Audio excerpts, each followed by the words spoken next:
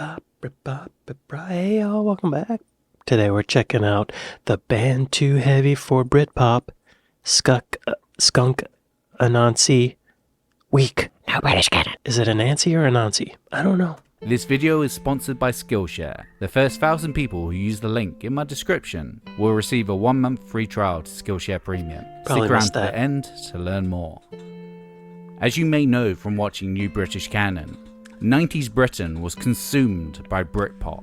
But running parallel to this, featuring louder guitars, more working class backgrounds, and championed by Kerrang, was Brit rock. Kerrang! Oh, magazine. That's snare drum.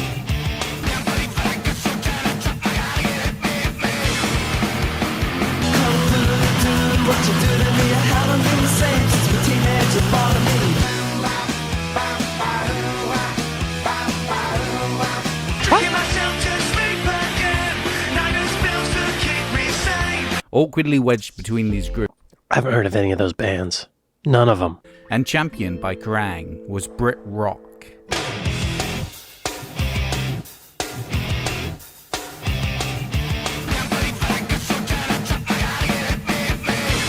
Y'all, if I heard that in 93, I would have loved it.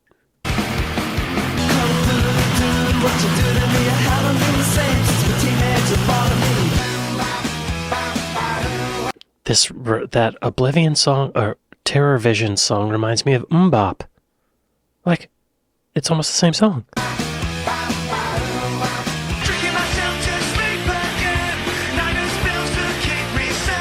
Awkwardly wedged between Wow, I didn't know there was such a thing. Awkwardly wedged between these groups, Skunk Anansie evaded all classification, led by their physically slight yet vocally colossal lead singer, Skin.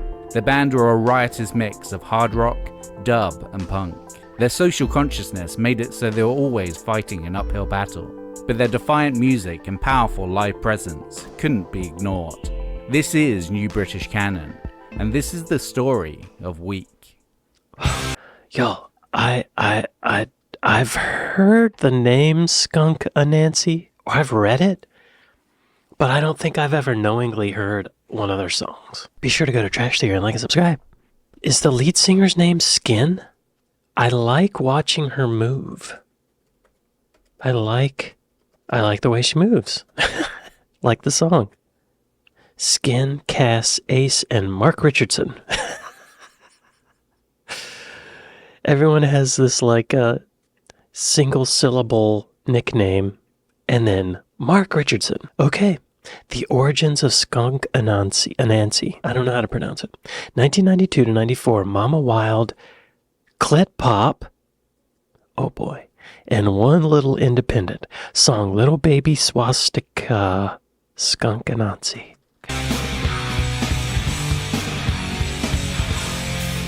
That's heavy. Skunk Anansie were formed in London in early 1994. Okay. Singer Deborah Skin Dyer and bassist Richard Cass Lewis had previously been in the group Mama Wild, but after a couple years of no label interest and finding their sound too soft, they moved forward with Skunk Anansie. I was brought up with heavy bass and drum reggae, so when I got in a band it had to have that bass and drums searing your eyebrows off. I was never going to be into indie. Named after a combination of the famously black and white New World mammal, reflecting the band's multicultural lineup, and the trickster spider of Ghanaian folklore. The quartet were filled out by Martin Ace Kent on guitar, and Robbie France on drums, with lyrical ultra-low bass, hulking drums, and barbed wire guitar inserts. Skunk Anansie's sound was at odds with what was happening at the time. Musically, their love of heavy, in-your-face bands like Black Sabbath, the Sex Pistols, Nirvana, and Tool was not shared by the trendy, nostalgia-seeking Britpop movement. Said Skin back in 1995. We're trying to push it out a bit, and be original about our sound. We hate fucking retro shite. It's great bands are harking back to 20 years ago, but we were into the Sex Pistols and Black Sabbath. Instead of spying what they've done, we're taking it a step further and creating our own style. The characters in the band are all very different, and that's what makes it work together. Wow. Yeah, there was in the 90s, there was this reverence for the 70s, like early 70s, even late 60s. I see what she means. Okay, hang on. What was this? Spider? Anansie. Spider. A tale from the Ashanti. What? Anansi literally translates to spider, is a character in Akan religion and folklore associated with stories, wisdom, knowledge, wit, cunning, and trickery, most commonly depicted as a spider. Anansi is a character who reflects the culture that he originates from. The Akan people are a close-knit people from present-day southern Ghana who rely on social order, which translates through the stories that come out of their culture. In many ways, Anansi is a paradoxical character whose actions defy the social order, but in incorporating rebellion and doubt into faith, his folkloric presence strengthens it. Interesting. Taking the role of a trickster, he is also one of the most important characters of West African, African American, and West Indian folklore. These spider tales were spread to the Americas via the Atlantic slave trade. I've never heard of it. Anansi is best known for his ability to outsmart and triumph over more powerful opponents through his use of cunning, creativity, and wit. Despite taking on a trickster role, Anansi often takes center stage in stories and is commonly portrayed as both the protagonist and antagonist. Anansi was often celebrated as a symbol of slave resistance and survival because Anansi is able to turn the tables on his powerful oppressors by using his cunning and trickery, a model of behavior used by slaves to gain the upper hand within the confines of plantation power structure. Anansi is also believed to have played a multicultural role in the slaves' lives as well as inspiring strategies of resistance. Wow. Okay. Great name. Oh, the characters in the band are all very different, and that's what makes it work together. Skin stood out from the average Britpop singer, being that she wasn't a middle-class student type, wasn't white, and wasn't straight. Plus, with the ability to go from guarded whisper, "Why does your world keep burying?" to full-bodied scream, Hurry, giving me down.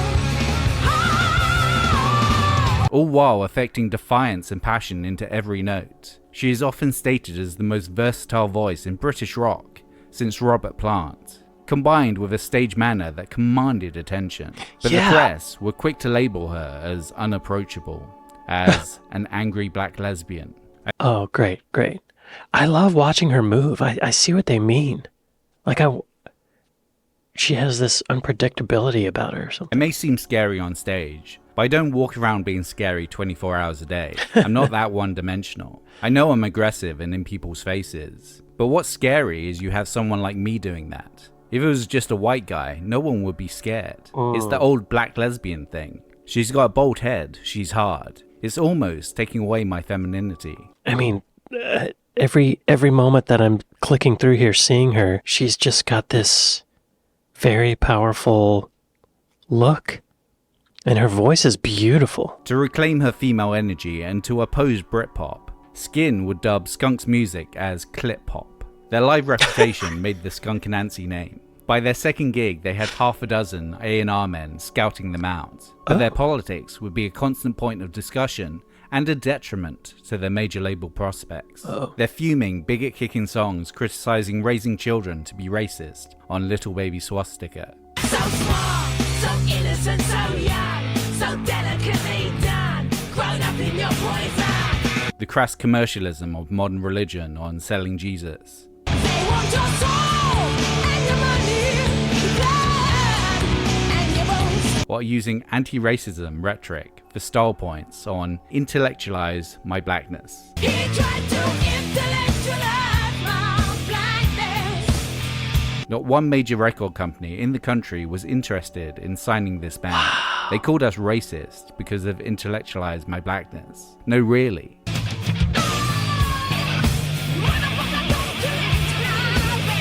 The ideal marketing concept is for white blokes. That hasn't changed. In July 1994, 5 months after forming, they signed with One Little Independent, home of Björk. Okay. A couple of months later, the label set them up in the studio, and Skunk Anansie began work on their debut. Okay. Sylvia Massey. I've heard of her. Yeah. She worked with Tool. Is it Tool? She's worked with a lot of people, actually. She uses a lot of really, like, strange production techniques, like putting a microphone in a toilet, or, I don't know, like, crazy experimental stuff. It's strange that they were seen as racist because it seems like they were actually fighting against racism, right? That's the vibe I got. I guess that, like, scares people, especially in the 90s. Okay. Recording Paranoid and Sunburnt, 1994, Sylvia Massey Studio, Jitters and Weak. Song Weak. Okay, this is the song we're talking about. Paranoid and Sunburnt was recorded at Great Linford Manor in autumn 1994. For producer, the group settled on Sylvia Massey, who just finished working on Tool's Undertow album. Okay.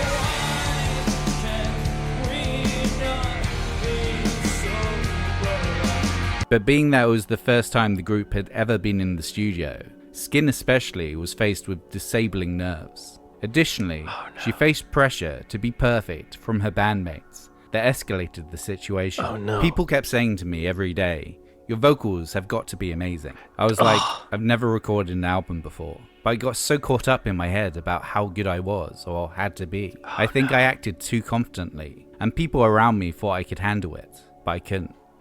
Oh God. Oh God. Oh no. People kept saying to me every day, your vocals have got to be amazing. That's the last thing. No. They're putting pressure on her. Just sing how you always sing. Just do it how you always do it. Sylvia Massey, I think she's good at curbing that, though. I bet they got a good recording because Sylvia Massey, she's good at... I don't know a lot about her production techniques, but what I do know is that she's good at establishing a vibe and making everyone comfortable. So I bet they did it, yo. I bet it worked. Feeling overwhelmed but not willing to give up without getting something done, Skin forced herself to record the vocal for 100 Ways to Be a Good Girl before taking a few days to mentally regroup. I know 100 ways to be a good girl. The uncertainty in her voice can be heard on the finished track. You flew into a rage, 'cause that's everything you know. To remedy her hesitance, the band tried to ape the feeling of a live show where Skin was most at home. There was no audience and we didn't know how to get the vibe, so we made our own creative vibe by dressing up the whole room. We put posters all over the walls and rubbish and crap all over the floor. And in the middle of the room was the vocal chamber, where I had all my lyrics scrawled all over the walls. And that was where I sang. It was crazy. See? I bet that was Sylvia's idea.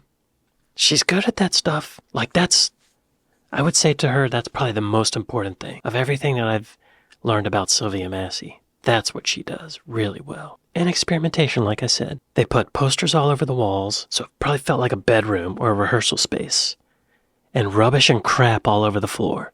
Probably not literally crap, because that would be a health hazard, but probably just like, sometimes you go into a studio and it's sterile, you know? It's so super clean. All of the light bulbs work. Sometimes you need some stains on the rugs, you know? You need to not feel like you're gonna mess something up or like you're in a museum, you know? That's great. In the middle of the room was the vocal chamber, where I had all my lyrics scrawled all over the walls, like just make it your own. And that's where I sang. It was crazy. See? Sylvia, way to go. Skin, way to go. Band members, way to go. Great. While on tracks like Selling Jesus and I Can Dream, Skin would present an aggressive, confident persona. Weak showed her in a more exposed state. I love watching her move. That little bit right there, I just want to watch it again. Bang. It was crazy. While on tracks like Selling Jesus and I Can Dream, Skin would present an aggressive, confident persona. Weak showed her in a more exposed state.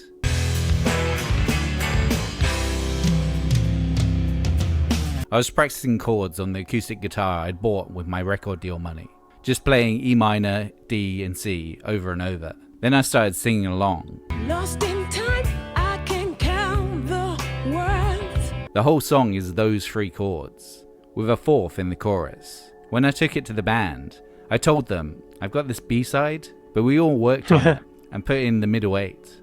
In this tainted soul, in this weak young heart, am I too bad for you? And that's how the song was born. The boys gave Weak its groove, sexiness, and power. Yo, that's awesome. Her voice sounds extremely confident to me. And in that little clip they played before where they said you could hear the, what was the word they used? I don't want to rewind it because I'll lose my spot. Timidness or like weakness? Like, I didn't hear it. I heard confidence. And I hear that here. I love that she gave credit to the band too. That's a good leader.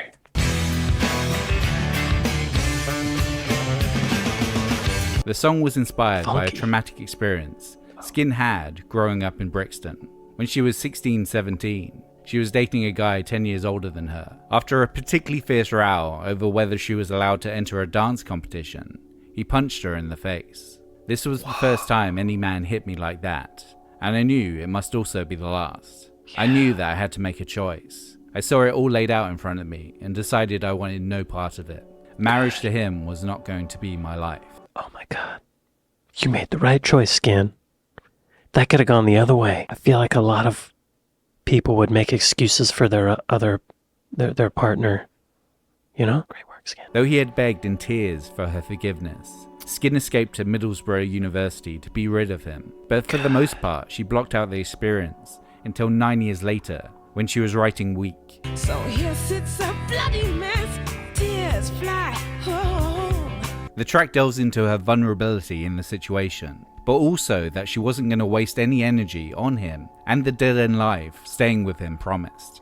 Weak as I am, no tears for you. She had escaped and was all the better for it, but in the verses, she was still conflicted. If I open my heart, there'd be no space for air, 'cause I wanted you.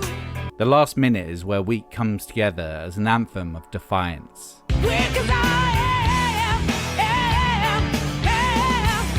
weak as I am. With the music at its heaviest, Skin's voice no longer restrained and whispered, but soaring unopposed.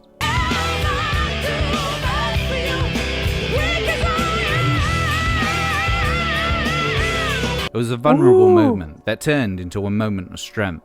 It was basically me saying, I'm never going to be hit by anyone. Phew. Those vocals are amazing. Great range.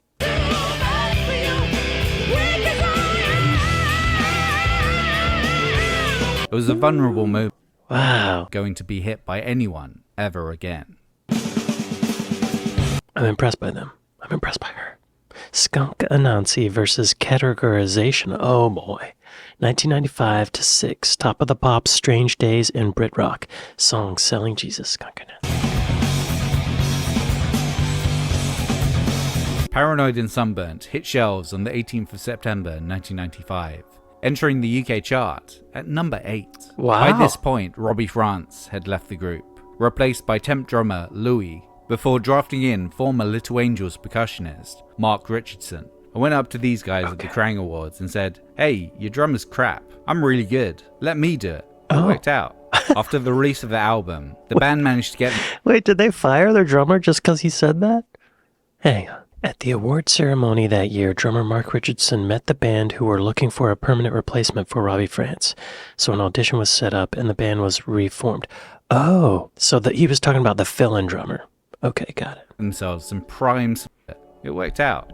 After the release of the album, the band managed to get themselves some prime support slots with the likes of Lenny Kravitz, Bon Jovi, and the reformed Sex Pistols, Okay. further expanding their fan base. Weak would be released in January 1996 and become the group's first top 20 single. Weak as I am, no tears for you. It would also be their second appearance on Top of the Pops, having previously accompanied Björk for a remix version of Army of Me.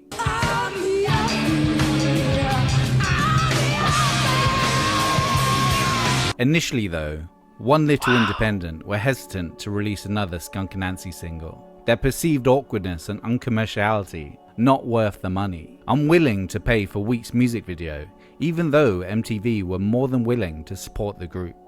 Record label, why'd you sign him? Why'd you sign him if that was gonna be your...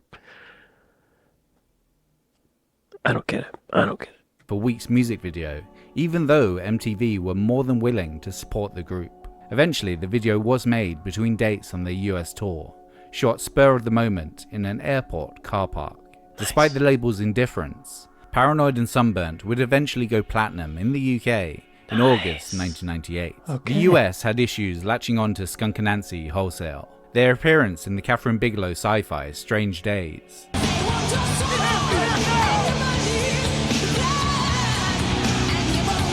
had helped get their faces somewhat known.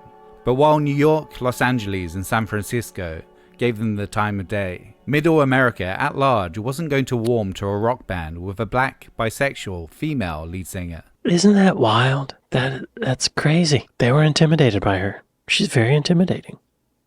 I'm not making excuses for it, but I'm sure that's what it was. At the time, genre lines were drawn up around race. So much so that when the band first started meeting with US labels, they were constantly diverted towards the urban music division, the ghettoization of black artists that made traditionally black music like R&B, hip-hop, soul and funk. Though they loved and respected that kind of music, that wasn't Skunk Anansie. They were a rock band. America wasn't going to accept a diverse rock act. We could feel it. Everywhere we went, in every record shop, in every town in the US, our album would be in the R&B section instead of rock. What? Just because there were two black faces in the band. That's crazy. Okay, music industry execs, if you put the Skunk Anansie record in the R&B hip-hop section and some kid who loves R&B and hip-hop gets their album, takes it home and puts it in their CD player, do you think they're going to like what they hear? Probably not. Probably not. But if some kid who likes rock music sees Skunk Anansie, likes that one song Week that they heard, they take it home to one, they're going to love it. They're going to love it. They're going to love it. Why? Why? Audiences are not as racist as the executives think they are. That's wild. It's like, there have been black rock bands, right? That sell very well. Living Colour, Bad Brains. Who else? Let's see. There's two. Lenny Kravitz. Come on. Bad Brains. Those are the top two. Like Fishbone, Black Death, Jimi Hendrix, Prince, Lenny Kravitz, Tina Turner, Sly and the Family Stone. Okay, there haven't been as many as I thought, but they're out there. B section. So weird. Instead of rock, just because there were two black faces in the band. Back in the UK, Skunk Anansie was seen as the heavy grooved hard rock group that they were, though they initially had flirtations with the NME and Melody Maker, willing to let them into the indie Britpop bubble. Kerrang claimed them for the overarching Brit rock movement, alongside the up-and-coming likes of Therapy, Wild Hearts, Ash, Terror Vision, Reef, Feeder, and Free Colours Red.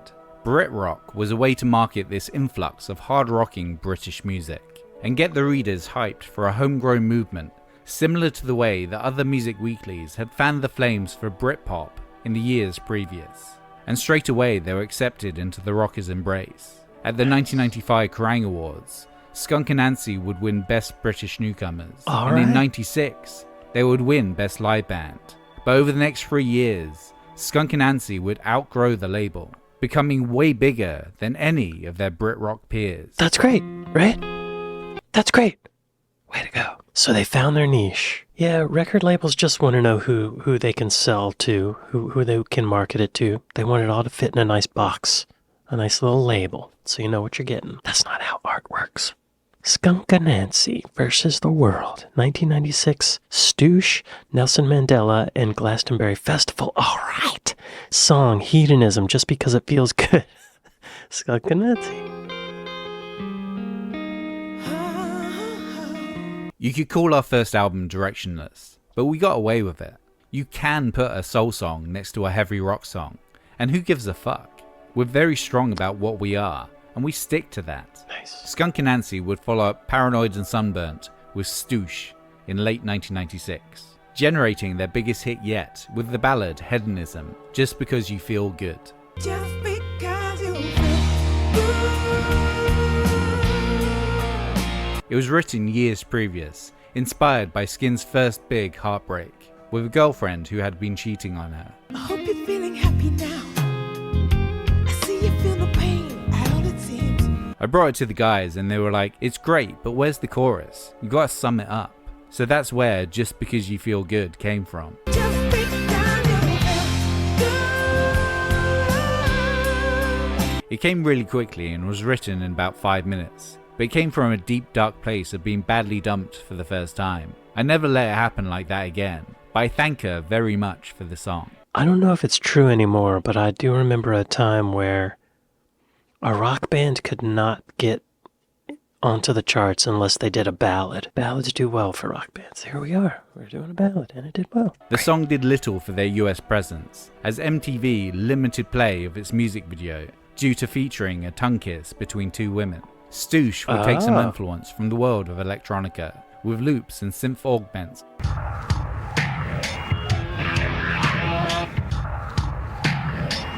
which would carry over onto their 1999 album, Post-Orgasmic Chill.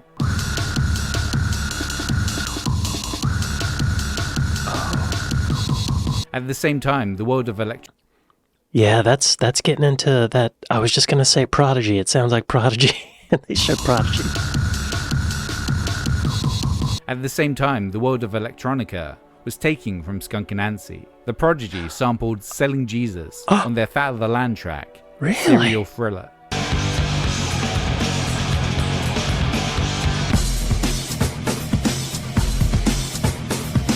Skunk Anansie were now a global presence, huge in Europe, and in July 1998, even being invited to play at Nelson Mandela's 80th birthday celebration. Nice. Standing out again, a rock band amongst a sea of R&B artists, wedged between Shaka Khan and Stevie Wonder. The only concession to their set was that Skin decided not to open with the storming, yes, it's fucking political. Yes, it's fucking political. Everything's political. Due to not wanting to continuously scream fucking in front of the South African president. But Respect. by 1999, due to relentless touring, 11 top 40 singles, and 2 platinum albums, Skunk Anansie had become one of the biggest bands in Britain.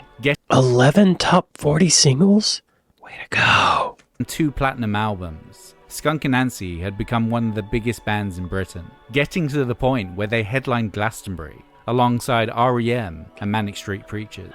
As such, Skin became the first black female musician and the first black British frontperson to do so, a claim that's since been erroneously attached to Beyoncé and Stormzy respectively. Skin would push back, reclaiming her role in Pyramid Stage history. If I'm really honest, I was way more irritated when Beyoncé said she was the first black woman. I really like Stormzy and think he does a lot of good. I would never tear that guy down, and I would never start a beef and take that moment away from him, but I had to stick up for myself. Wow, so both of those artists claim that they were the first black artist to headline? Seems like they would research that, right? Oh, Beyoncé was the first solo black woman to headline Glastonbury's Pyramid Stage, but she's not the first black artist to do so. Okay. Oh, when Beyoncé was announced as the headliner, she stated she was the first black artist to headline Glastonbury. The statement drew criticism from Skin and others who pointed out Skunk Anansie's 1999 performance. Beyoncé! Skin later stated that she was more irritated by Beyoncé's claim than by Stormzy's, who made a similar incorrect claim years later. Oh, funny. After Stormzy's 2019 headlining set, he corrected himself and apologized to Skin for his mistaken claim, which had been prompted by his own team.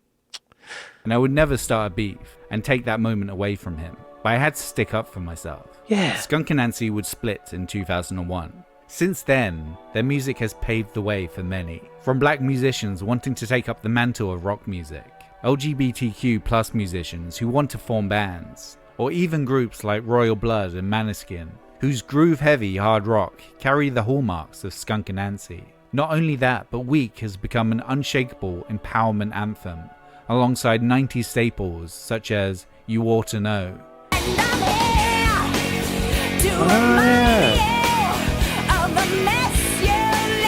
Khalees's Caught Out There,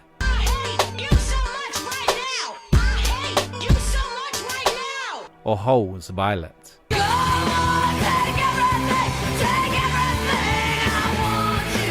Former Faces frontman Rod Stewart even covered it in 1998.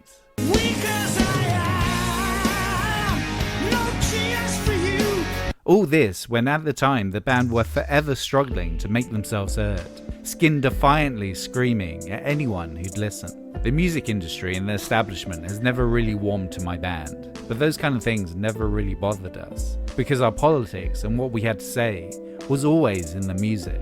That was more important to us. Nice. The band would reform in 2009, and since then they've continued to rock in their own particular tenacious manner, and 25 years later their songs are still just as relevant. No band got anywhere by being exactly like everyone else, and Skunk Anansie proved that.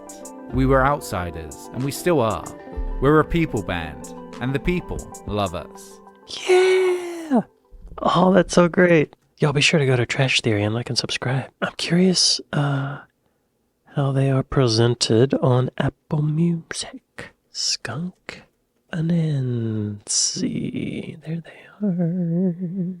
Top songs. Oh, Secretly. Search and Destroy. Hedonism. An Artist is an Artist. Wow, Weak is the 6th song. Okay, albums. Okay, there's Paranoid and... Okay, that was 95, 96, 97. Looks like they just put an album out. Does that say 2025? Yes, it does. The Painful Truth. Shame. Let's listen to it. Her voice is still strong. It sounds good, y'all. I want to go back to their first album. I just want to compare. I Can Dream. Wow. Yeah, what a voice. And what a brain attached to that voice, you know? Good for them. I'm glad they're still rocking. I'm glad they got back together. Well, y'all, I'd like to thank my patrons. I'd like to thank my Buy Me a Coffee folks. Thank y'all for watching this with me, and I'll see y'all next time. Later.